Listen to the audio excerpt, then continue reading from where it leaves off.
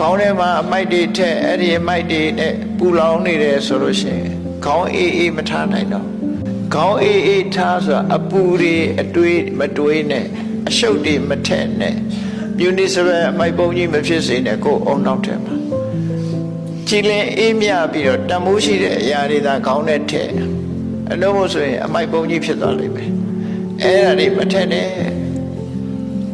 ဝုန်းကိုတော့ချောင်းချောင်းထားခြေထောက်ကိုတော့နှွေးနှွေးလေးထားလို့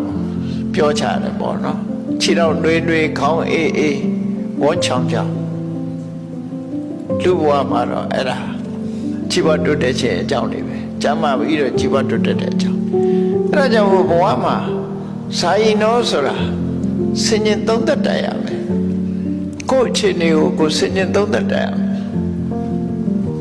ငါလှုပ်နေတာဘာတွေနဲ့အချိန်ကုန်နေသလဲငါဘာလှုပ်တဲ့သလဲဆိုတာကိုအမြဲတမ်းစဉ္ញသုံးသက်ရမယ်